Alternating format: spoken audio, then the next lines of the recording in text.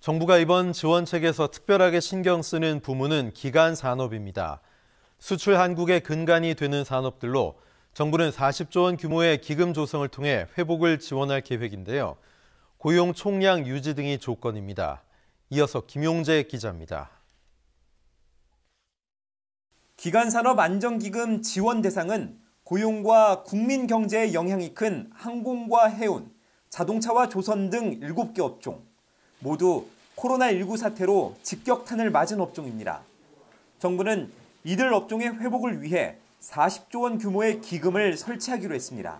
기금에서 발행하는 기금체에 대해서는 국회의 동의를 얻어 국가 보증체로 하게 될 것입니다. 한시적으로 5년 동안 운용되는 기금은 유동성 지원뿐 아니라 지급 보증 등 모든 방식이 총동원돼 쓰일 예정입니다. 다만 일정 비율 이상의 고용 총량 유지 등 고용 안정을 조건으로 달았습니다. 도덕적 해이 방지 차원에서 지원 자금을 전액 상환할 때까지 고액 연봉을 제한하고 배당과 자사주 취득을 금지하는 방식도 제시됐습니다. 지원 금액 일정 부분을 주식 연계 증권으로 지원하는 방안 등 정상화 이익을 공유하는 것도 전제 조건입니다. 기존에 발표된 100조 원 플러스 알파 금융시장 안정화 방안에 대한 추가 조치도 나왔습니다. 이번 사태로 피해를 겪는 소상공인과 기업 지원에 사각지대가 없도록 하기 위해서입니다. 이에 소상공인 금융지원에 10조 원, 저신용 등급 포함 회사채 매입에 20조 원 등 모두 35조 원을 투입할 계획입니다.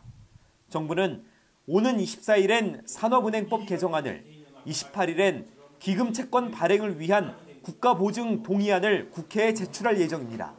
OBS 뉴스 김용재입니다. 정부가 기간 산업의 고용 유지 지원에 나선 것은 해당 산업 분야에서 고용 위기가 현실화되고 있기 때문인데요. 특히 저비용 항공사인 이스타항공이 이번 주 내로 대규모 구조 조정에 나서기로 하자 조종사들이 일방적인 해고라며 중단을 요구하고 나섰습니다. 정보윤 기자입니다. 견장을 갖춘 정복 차림의 조종사들이 한자리에 모였습니다. 아픔을 감내하며 임금 삭감에 합의했지만 그마저 다음날 뒤집어졌습니다. 사측은 정리해고라는 목표로 가고 있을 뿐입니다. 비행 최일선에서 활약하는 기장과 부기장 50여 명은 사측이 인력 감축에만 골몰하고 있다며 운행 재개를 촉구했습니다. 90일간 3차례 이상 운항하지 않을 경우 자격이 박탈된다는 점도 우려했습니다. 모든 비행 스케줄 중단, 이른바 셧다운을 선언한 이스타항공은 347명을 해고 대상에 올렸습니다.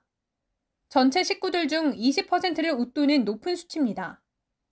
모든 비정규직 188명과 정규직 159명이 포함됐습니다.